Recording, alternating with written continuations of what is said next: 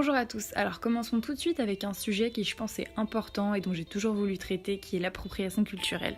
Si vous êtes sur Twitter, vous avez sûrement déjà dû en entendre parler et voir pas mal de polémiques autour du sujet. C'est un sujet qui est assez difficile à comprendre et j'ai voulu en parler en vous expliquant de quoi il s'agit et en synthétisant au maximum les différentes polémiques. Alors pour commencer, qu'est-ce que c'est ? D'après Amanda Steinberg, c'est un terme qui est utilisé depuis les années 90 pour définir l'appropriation d'une culture d'une population dominante sur une population dominée, menant à des généralisations, des stéréotypes racistes, le tout en utilisant ces éléments comme cool, drôle ou comme un déguisement, souvent pour en faire du profit. C'est pas toujours évident de comprendre ce que ça implique, alors pour imager ces propos, je vais vous donner plusieurs exemples qui ont fait polémique. La première concerne les coiffures afro. Beaucoup de filles blanches se sont fait critiquer sur les réseaux sociaux pour avoir porté des tresses et autres coiffures afro. Pendant l'esclavage, les tresses africaines étaient un signe pour se faire comprendre des autres esclaves que certains d'entre eux allaient tenter de s'échapper la nuit même. Ces coiffures sont un véritable signe d'appartenance des hommes et des femmes noirs et font partie de leur culture. Ils se font rabaisser depuis des siècles pour leurs cheveux. Beaucoup ne trouvent pas de travail à cause de leur coiffure, ils sont insultés, ils ont des problèmes à l'école, certains se font même virer. Vous avez par exemple pu entendre parler du cas de l'élève noir qui s'est fait virer de son école pour avoir porté des dreadlocks. Ce qu'il faut vraiment comprendre, c'est que le problème, c'est pas vraiment que les femmes non noires se fassent des tresses, c'est que ces coiffures sont uniquement popularisées quand les femmes blanches en font une mode. On pourrait par exemple parler de Marc Jacobs qui a fait un défilé avec des mannequins blanches uniquement, portant des Bangkok Knots. C'est une coiffure afro qui est portée depuis des générations. Et l'entreprise a dit qu'elle avait créé cette coiffure, qu'elle s'appelait les mini buns, sans jamais parler de son origine et en se faisant du profit dessus. On pourrait aussi citer Kim Kardashian avec ses tutos payants pour faire des box braids qui sont en fait des tresses afro portées depuis des années par les femmes noires. Encore une fois, il n'y a aucun rappel à l'origine de ces tresses. Au-delà des coiffures, ça touche aussi énormément d'artistes, notamment concernant l'industrie musicale. Vous connaissez tous le rock'n'roll. Figurez-vous que dans les années 50, les plus grandes maisons de disques ont repris des musiques d'afro-américains et ont fait chanter ces musiques par des blancs, sans jamais parler de reprise.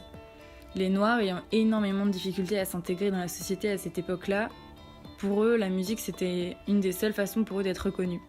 Et malheureusement, les maisons de disques préféraient prendre des blancs, car ils voulaient vendre un maximum, et c'est comme ça qu'énormément d'artistes noirs américains se sont fait exploiter, et il y a pas mal d'exemples au fil des années.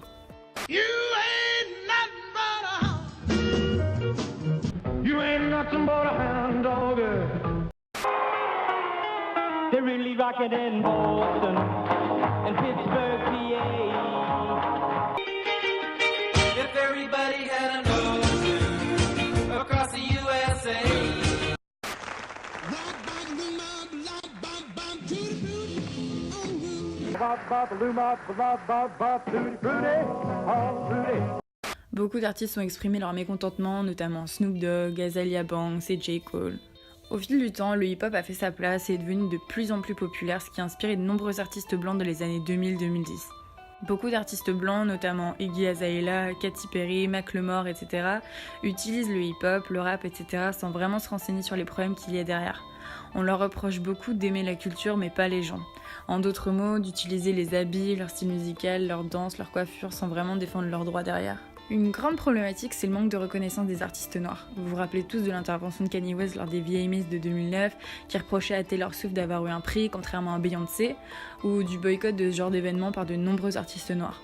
Alors, je vais juste clarifier quelque chose. L'appropriation culturelle, ça concerne pas que les noirs.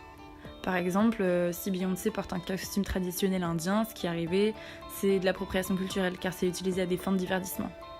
On pourrait citer Madonna qui a récemment fait polémique en empruntant un habit traditionnel de la culture berbère, les turbans utilisés par Gucci lors d'un défilé qui sont des articles de foi et pour lesquels les personnes se font discriminer constamment, la mannequin Karlie Kloss portant un costume d'Indien d'Amérique en sous-vêtements lors d'un défilé Victoria's Secret. Il y a aussi une grande polémique à propos d'un défilé de Marc Jacobs où toutes ces mannequins étaient blanches et faisaient un défilé avec des dreadlocks.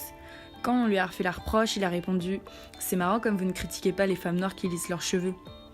Il y a également Jean-Paul Gaultier avec ses publicités comportant des tatouages tribal sur des mannequins.